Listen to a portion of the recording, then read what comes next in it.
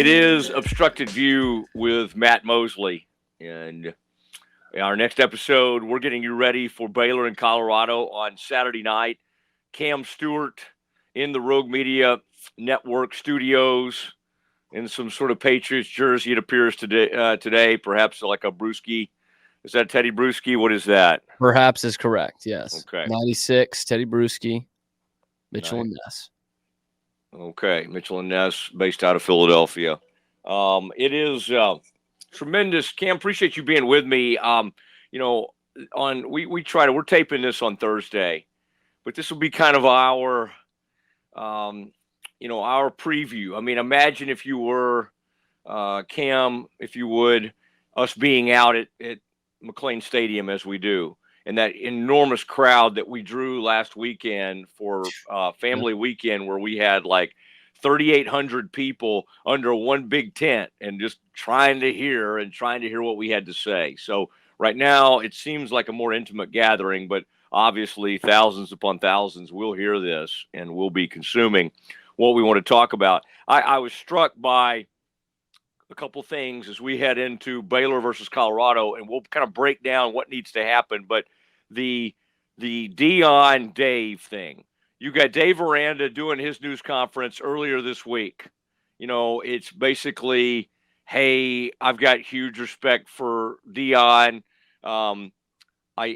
He made one little comment that I think probably has been reinforced to his players, although Cam, I want to hear your thought on this. One thing he said that he did wrong after Utah is making it more than about the game. I thought it was interesting that Dave mentioned, just briefly, we know this is their homecoming game. Okay, Colorado originally did not have the Bears as their homecoming, if I recall correctly. That's correct. And then this designation happened. And so if you wanted to use that, you could. But, Cam, I think Dave does best when he, as he said, doesn't try to make it about anything other than football. That's the like Dion tries to make it everything but football. And so, again, this is why these guys, I said this on ESPN Central Texas, and thank you if you're joining us on that as well. I think these are the biggest opposites in all of college football. Like if you said, who is the most different than Dion? Well, I wouldn't say Sark. I wouldn't even say Venables, because in some ways they have personalities that are at least kind of magnetic and interesting and all these kinds of things. Now, Dave's an interesting guy, but in terms of football guy, where Dion is like everything drama, everything's a reality show. Mm-hmm. I think we have the two most opposite coaches in all of college football. Yeah, and I think you look at it here, Matt, like we got two guys who are pretty similar in their age, right? They're around the same age, roughly. Mm-hmm. And one has been a star in their life for the last 35 years. And the other is still getting used to like being known in year 4 or 5 here at Baylor as the head coach. Like that's the huge difference to me. It's like Dave, the football guy, Dion, the football player, the football lifer, the Hall of Famer, the guy who has been the celebrity for so long now. And here we have Dave Aranda now in year 5 is what it is, trying to like still get used to being known and having to talk to the media and limiting talking to the media. You think Dion's ever going to really limit talking to the media? In fact, he was too busy this week talking to the media. He might shut a reporter down, but he's never going to not talk to the media. And so I think it is interesting. You'd be hard-pressed to find a matchup this year with two more different head coaches, and yet they're both trying to win for the first time. I mean, for Dion, the real first time in FBS, and for Dave, the first time in a couple of years here. Yeah, and lost in all of this. Now, to your point, Cam, it kind of amuses me to hear you say about Dave Aranda's, sort of media sensibilities. I heard a Dion press conference this week, And a 19, somebody asked a question, and I was like, "Oh man, Dion, don't do him wrong." You know, as a young guy, and he was kind of getting his question out, and Dion goes, "How old are you?" Guy says 19, and he's like, and Dion goes, "I'm proud of you. I'm proud of you." And he looks over at his SID and goes, "If he wants a one-on-one, get him a one-on-one. If he wants a one-on-one with me." And Dave I said that thought about you I several thought times, Dave obviously. Aranda, like Dave Aranda has literally sworn off he won't do a one-on-one during the week with the flagship or the internet partnership they have over there. Like he's just like or by the way, in his defense, any national people, Mm-hmm. like whatever, and the athletic, whoever rolls in there, Dave's like, now, I think he is talking to like the TV production people. That's the one piece. Yeah, I like think you really have to do that. I Yeah. think you have to Keep do talking. that. But Yeah. I think I find it interesting that and I think this year Baylor more than ever has just said, okay, man, we're giving you anything you could possibly want. Because what Baylor doesn't want to do, if they have to fire him, is go, oh, we didn't give Dave this, we didn't give Dave that. Because Dave, and I don't want to get too far down this road because we're talking Baylor, Colorado, but Dave did the ultimate sacrifice for everybody, right? He fell on his sword and said, it was my fault.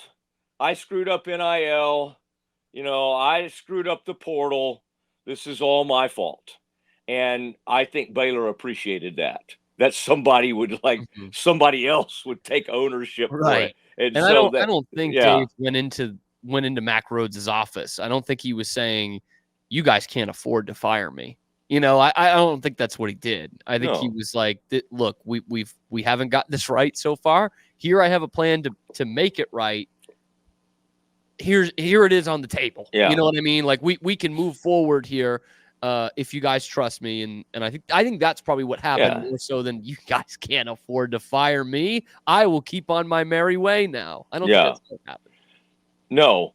But I do think if NIL had been in place, like they Baylor, you know, hired the wrong guy, like because they didn't know NIL was about to bust loose in transfer portal. Now, again, I hope he ends up being the right guy, but all that we know now, Dave was not wired for this world. Right. The same way Dabo's not.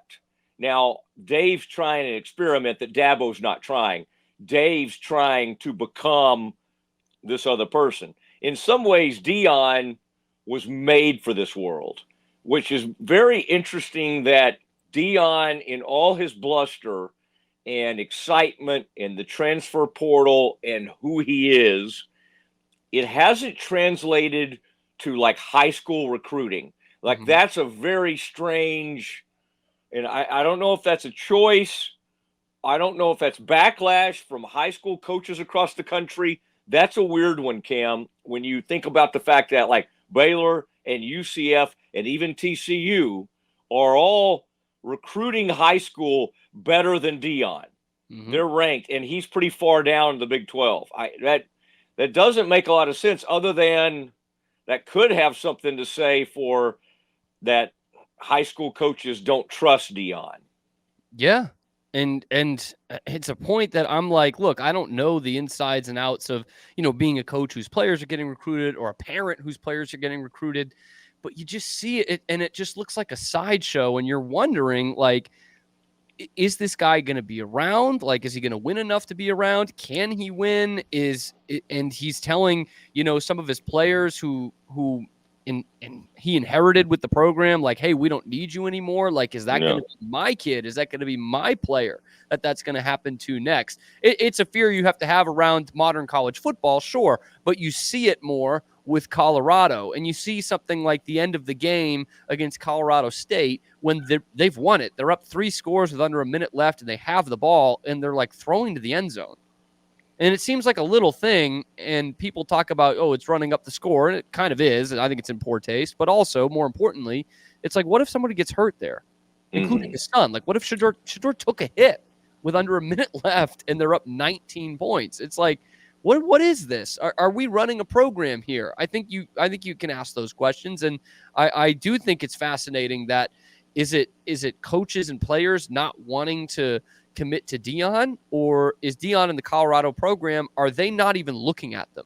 Are they just saying, hey, this is transfer portal is the game now, and we can attract a lot of college talent in the transfer portal, which they've done the last 2 years. But it was a failure in 2023, and the jury is very much still out in 2024, whether you can just replace a whole team. And, I thought it was funny that they said, oh, we didn't have the right guys in last year when we brought in 60, 70 guys in the portal. Oh, we didn't have the right guys. But we're just going to go and do the same thing again. We're going to go and just get a whole new team again. And maybe this time they do have the right guys. I don't know. But it is certainly interesting the way you look at how these two programs are attacking the rebuild. Yeah, and I think lost in some of this is the fact, Cam, that this is Colorado. I think we got so caught up in BYU, Cincinnati, whoever, UCF, they had their debuts. Well, now the four corner schools. I mean, CU was a Big 12 school. Now they're back. I mean, there's a lot of pomp and circumstance with that we're not even really talking about. And so this is sort of a major prove-it game for Colorado, and then an opportunity for Baylor to go, hey, we're not done here. Baylor, as we've well documented, missed its opportunity to capitalize on the Big 12 championship. And that, that's very frustrating for everybody. But now they're back.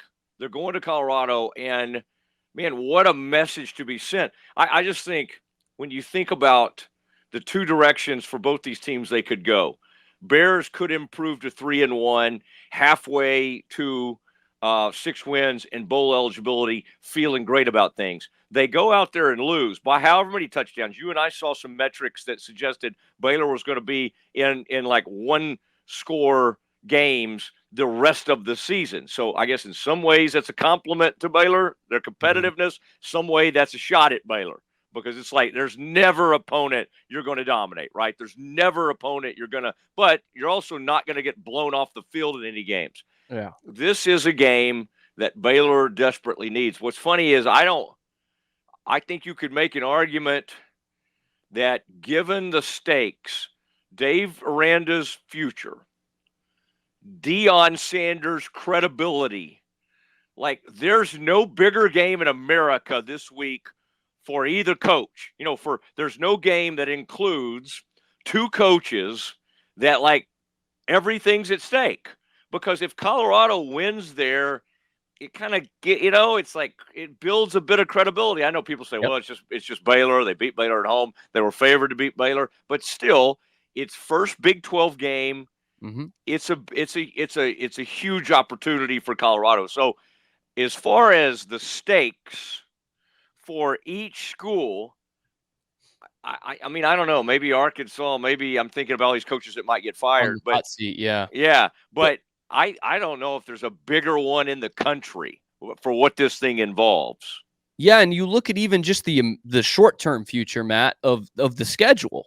And both teams need this game for really different reasons, right? Both these schools are battling for bowl eligibility. They know it's going to be tooth and nail to get there, at least the way we see them right now. And whomever wins, first off, is halfway there. That's their third win. You're halfway to bowl eligibility, and you're still in September. And then you look at the schedule. Baylor, after this game, will be home against BYU, which you would think is winnable. On the road against Iowa State, tough one. I think Iowa State's a good team. And then on the road against Tech, who knows what you're getting in that one. And so, like, there's a couple, you can win the two of the next three after that potentially if you put out a good performance against Colorado. CU, on the other hand, after this game, they go on the road to UCF, who somehow is not ranked. That is a dark horse contender for this conference championship, by the way. Then at home against Kansas State, one of the very best teams in the Big 12, and then on the road at Arizona. So you could see this could be a tailspin for Colorado if they don't win this game Saturday night, because they could very easily lose the next three, at least based on preseason projections, right? Whereas Baylor, if they come out of this game with a win and look impressive, you could be talking about two of their next three after that. And then in that dreamland scenario, you're at 5 wins in the middle of October. And so that's a huge deal for a coach in Dave Aranda, who is more on the hot seat than Deion Sanders is, obviously. But for Deion Sanders, the time is coming. Like, you got to start winning some games here. And you see Baylor, a 3-9 team from last year, who, a lot of people, especially based on that graphic of that those how many one-score games are remaining, a lot of people don't believe they've really played anyone yet, because you only had Cam Rising for a half, and then you faced Air Force and Tarleton. And so if you look at that from a CU standpoint, if you're not beating Baylor at home with the night game and national television, that is not a good look for Colorado, even though they might not even be a better team than Baylor. And it could absolutely turn the Buff season into a tailspin. There's a ton of intrigue in this game. Yeah, you're right. And again, night game, CU. I mean, I think you and I at the last minute probably ought to head out there. I really do. Love to. That'd be You awesome. know, our buddy live event Drake will be there like in a fur coat. There's no doubt, Sure. unless BYU's flying him in. I would say that I've read something here recently I wanted to share with you as we look at a little bit of personnel for Colorado. First of all, Travis Hunter, obviously in the Heisman race, and the debate will be, can you win the Heisman if your team wins like 5 or 6 games? Maybe. I mean, Paul Hornung did it. Yeah, that's right. Paul I think they won 2 games. Paul ran into some gambling issues, but I think he still got to keep that Heisman trophy. But now, some bad Notre Dame teams. Yeah, he was predated some of those Iowa State players. But the Travis Hunter is. I mean, I think he's the best player in college football. He is. There's some great ones out there, but as far as just what he could do overall, I thought you would love this. And you may have heard this after that. I don't know how much you tuned into that Colorado State game, but it's been revealed that Travis Hunter, and boy, Parcells would hate this, our old buddy Bill. Travis Hunter gets 3 off days a week. They just, I think it's smart. I think that's probably a smart way to manage. He played all but 2 snaps in that game. How incredible is that? All but 2 snaps in that game against Colorado State. I hear you, but I think that's kind of cool that they manage him like you would like an NFL player. We're going to sit this guy down, and he doesn't have to practice. And think how amazing it is that he's as sharp as he is without practice. Most, Parcells, if you didn't practice, you did not play. He made one exception, and the name was Mark Bavaro, his tight end. He would allow it with Bavaro, and that was it, man. If you didn't practice, you didn't play. I would have to think LT probably could have gotten away with not practicing. If he wanted to, anyway. Speaking of gambling problems. And I wonder if that is like an actual – that's points for Dion, that he has been around the NFL and was around the NFL for so long. He's got a couple of NFLers on that staff, including Warren Sapp, who no one seems to find a nice word to say about in his playing career. But is there something to that where he could take, obviously a top-tier prospect in Travis Hunter, number 1 recruit in the country, when he came out of high school, and put him on kind of an NFL schedule, get him ready for what the league is going to demand physically, at least, and preparation-wise? Maybe there's something to that. Maybe I'm reading too much into it. Well, he's not going to play both ways in the NFL. No, but you're to that point. You actually raised an interesting point about what Colorado does on offense, and Dave Aranda spoke to this the other day. They, unlike a lot of teams that desperately want to get basically what the Saints did to the Cowboys, the ball's coming out of there quickly. You would think, Dion, when your son's playing quarterback, you might want Pat Shurmur, the offense coordinator, to protect him. Hey, this guy's got an NFL future and all. Dave alluded to this in his news conference the other day, Monday. What Colorado does, Shedeur will hold the ball, and he takes a lot of hits because he's trying to buy time. So because of Shurmur's NFL background, he was a head coach in the NFL. Because of Deion's background, you mentioned Warren Sapp, because of so much, NFL in this coaching staff, this pro style, they don't mind the quarterback waiting a while. Now, what that does is it stresses out a defense. Mm-hmm. Dave called it 0-0 coverage. I like when Dave introduces us to things we've never heard. 0-0. And you have to go to that when, like, they come out in 5 wide. They'll go 5 wide, they'll go 4 wide, they'll run some 11 personnel on you. And I I just did something like Dave. I've been trying to figure out what he does with his that little mouth thing he does, and it's kind of like that.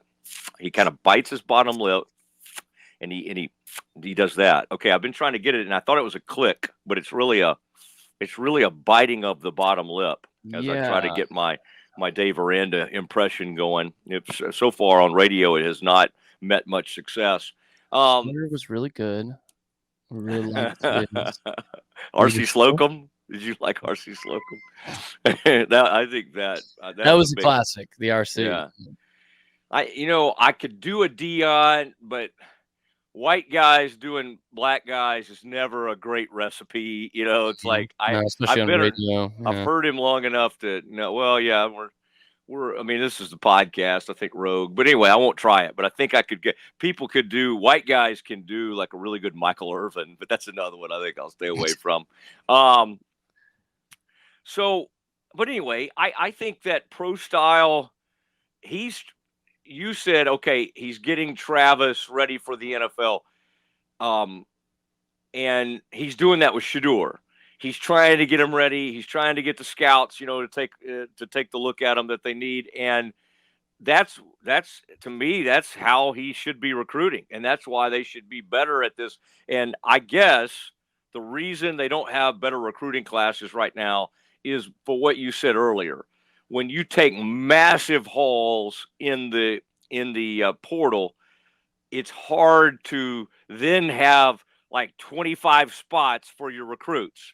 It's hard to have those things. I just think I think it must be amazing to watch, because to deal with somebody as off the wall and outspoken as Dion is, you have to have like great people and processes. You have to have like really buttoned up people on the recruiting side of it. And I don't know if Colorado does, but that's the only way you can manage somebody that is that fly by the seat of his pants, all that kind of thing.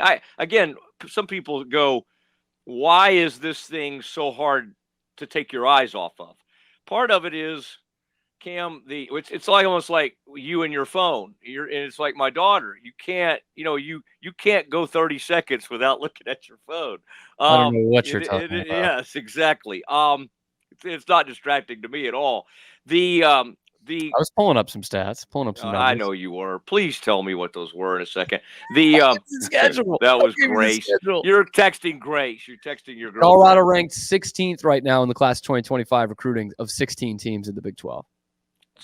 Their last. Dead last. Yep. Isn't that amazing? Oh yeah, it is. But I was just thinking about Dion in this sort of cult of personality that he has. It's like, I think this is one of the wildest and most interesting experiments in the history of college football. There's never been, and we always say never. Oh, Mosley, don't say never. Don't see whatever. You're caught in the recency bias. Name me a more polarizing, interesting figure as a head coach than D. And I don't really care for him. Like I'm not like, I don't want it to be like, oh, Mosley's extolling. No, I don't like how he treats people, and I don't like how he screwed over a bunch of high school kids. But is in terms of, and you had an interesting podcast, one of your several podcasts, where you mentioned how like these almost like culture wars or two different cultures with these programs. But Cam, in terms of polarizing and most interesting personalities in the history of college football, as far as a coach, I would say I would think of Barry Switzer back in the day, just because, man, he was hilarious, great, unbelievable recruiter. No one will ever equal him as a recruiter. I think Mike Leach, what he was doing out at Texas Tech. Yep. One of the great personalities in the history of college football. But I don't know anybody that rivals Dion. Who am I leaving out? I mean, Yeah, I would say in like in a very different way, like Saban, in terms of everything he did was news, kind of like Belichick in the NFL. Like everything he did was news, and people were so desperate to like kind of get inside his shell a little bit, yeah, the way they did with Belichick. but So in a different way, but Dion will give you the sound bites and will give you everything you need. No investigative journalism needed. Okay, Dion will give you the story. like But yeah, Leach would be up there too. in a way, and I mentioned this to you the other day, and you can hear Cam and I could be heard on ESPN Central Texas afternoons 4 to 6. It's the Matt Mosley show with Cam Stewart. Um, I is does Baylor, like, Colorado hasn't done enough with Dion for teams to want to be more like Colorado. Mm-hmm. Yet you could make the argument that Baylor's trying to be a little bit more like Colorado, at least in the way they sell themselves, their marketing, and Baylor went so against type. Let's think about that. The, TCU, as much as we don't like them, does some kind of fun stuff, right? With Sure. the what's that toad thing called? The Hypnotoad. hypnotoad. Like, Yeah, they have like they the LaDainian Tomlinson like rap video they play, and they're pretty funny, and they're yeah, pretty good on social media. I think Baylor has talented social media people, but for the most part, yeah, they're kind of in the middle of, they're kind of just trying to hit it in the fairway. Hey, right. let's not upset anybody. Um, I I think the Bears, with this whole we pay players, you got to give them credit, because somebody in that athletic department, and I don't know if it was Mac or Jovan or whoever, David, I don't know, he's NIL man. Um, Somebody said, or Kevin Gall, the head of strategy at Baylor, somebody said, lean into this, own this. And let me tell you who it wasn't. It wasn't Dave Aranda. The guy who made the statement, Yeah. who You gave the think original quote. Dave did, as he made the statement, Dave had no clue it would go viral. Like, there was not one. Now, I would say the people he made it to, probably some of their ears went off like, whoa, whoa, this is kind of big. I mean, I'll give them that credit. But I would say that somebody in the athletic department said, let's go. Who do you think that was, if you had to guess? Oh, I don't know these people as well as you do, Okay. but if I had to guess, I would guess Jovan. I think it made people in some other sports at Baylor uncomfortable. Like they thought, they kind of, the people that we've taught to be person over player, Baylor, la la la la, family. Some of those people, because some of those people came to me and were like, "What'd you think? What'd you think of that?" And the way it was asked to me did not make me think they loved it. Um, I I think it's good. I think Baylor has to continue. Here's what Baylor has going for it: different, smaller, although it's a big private school. Um, I mean, like, location is unbelievable. Sometimes people go, "Oh, it's Waco," or but they say about Tech, it's Lubbock. Well, with Baylor, it's like, what are you talking about? Austin's down here, Dallas is here, all these places. You're like in the middle of the greatest football state ever, and you've got unbelievable facilities. Now you're paying players. You got donors who give big money. I have coaches tell me, one of them's on our station, Cam, that it's like Baylor is the biggest sleeping giant in the country. What we would like it to do, Cam, is not have to just wake it up every like 10 years, right? Yeah. Like, okay, wake up, win a couple of, play for the Big 12 title game, win a Big 12 championship. Okay, now go back to sleep for a while. Okay, let's wake them back up, because if you're not careful, these sleeping giants can go back into hibernation Mm-hmm. for many, many years. Who am I thinking about when I say that? How about Miami of Florida? Sure. On top of the world, private, small university in Coral Gables, great brand, great everything, in the tank, in the tank. I mean, still every once in a while you're like, maybe they're back, but they're never Maybe it's back. just yeah. They're trying to wake up Nebraska. And they've got the perfect guy to do it. Wisconsin might be nodding off after 20 great years. Virginia Tech has nodded off. So, yeah, it happens. And it doesn't need to be like Nebraska, obviously, and Miami were powerhouses. But you look at like a Virginia Tech, they were in a bowl game for like 25 straight years or whatever it was. Like, that's incredible. Baylor would kill for that. And here they kind of go back out into the night. Virginia Tech, they're kind of battling for bowl spots again. They've had losing seasons here. It's something that Baylor should be capable of, because you look 100 miles to the north and there's a school that's very, very similar. And while they didn't make a bowl game last year, they were in the championship game 2 years ago. And TCU has been steadily a college football contender, at least a conference contender, when they've been in the Big 12 the last 25 years. Well, it's hard to believe. Yeah, you're telling me. TCU. Well, I tell you, it's going to be Saturday night, 7:00. I believe this is on what, FS1, or is this Big Fox? I think it might have been Big Fox. If I may consult the phone, I will check on that. Watch live.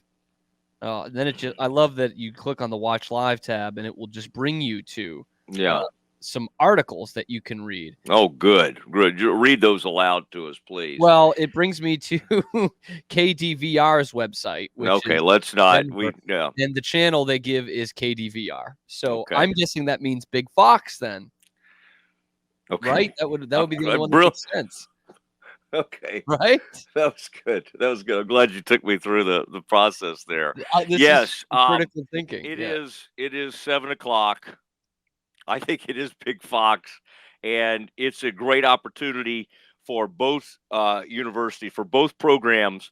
But Cam, sometimes you have to siphon off Dion. Sometimes you have to go to that trough and you have to say, Dion, thank you very much. Bring us all the eyes, because let's say 85 to 90% of the people tuning in are tuning in to see Dion. Whether they are rooting for him or rooting for him to fail, they do care. What Baylor is talking about and what Mac continues to bring up is Baylor is going to find a way to stay relevant. That's his big word. Mm-hmm. Right now, Baylor is kind of like borderline relevant in football, even with all the great facilities. But they last year did a pretty good job of playing their way out of relevancy, and this is the year they try to bring back relevancy, and you can do that in different ways. And part of those ways was listening to after years of like, we know what's best for the fans, we know what's best, they kind of finally go, you know what, these fans have been desperate they wanted to go back and have one of these blackout situations. Let's do it for them. That's a great step. We pay players. That's a fine step. All of these things are good. Now, did you want to there are a couple players. Travis Hunter did leave that game the other day, but he seems to be fine. I was looking at the injuries. Looked like Shiloh Sanders expected to miss, 2 to 3 weeks. I think it would be a shock for Deion's other son to be back there, defensive back. Mm-hmm. He's got an arm injury. And then the running back, Hayden, is dealing with an undisclosed injury and is unlikely to take the field this week for the Buffaloes. All right, Cam, predictions for this game. What's your score, and what do you have for us? I really liked that cool customer, Sawyer Robertson, Matt. I really did. I think Baylor is actually going to control the trenches here because their run game took a big step up with Bryson Washington debuting last week. Colorado is the worst rushing team in the conference. They rush it for about 60 yards a game. And this will be obviously the first big test for Baylor secondary because they could still chuck it with Travis Hunter down there and Jimmy Horn Jr. But I am giving the Bears a close one here. 26-21. They win it in the margins. Wow. I love a good win in the margins, man. Yeah, Baylor hasn't done boy, one of those in a long time. thin margins. Okay, I've got the as much as I don't want this to be true, Oh, no. I've got the Buffaloes taking this one 24-21. Bears Crushing. Bears yeah, I mean they're in there and they play well and they play pretty good defense, but it gets away from them late. But I want to be wrong. That is Colorado. Cam playing to the fans, 26-21 Baylor victory, 24-21. Cam, thank you. Man, love what's behind you there. I saw some Cam Show graphics. I'm sure you're getting ready to do the Cam Show. Sure. Pete Souza, also somebody people like there, and we always enjoy listening to him. You could listen to Cam and me on ESPN Central Texas, 4 to 6 weekdays. Thank you, Cam. Thank you, Matt. Appreciate it. That is Obstructed View. Come back to Obstructed View for my recap of the game Saturday night, late, and I'll have a quick recap for you, and I'll sound off on exactly what we've just seen. Good night from the Media Rogue Network studios. Thank you, Mike. Good night to all.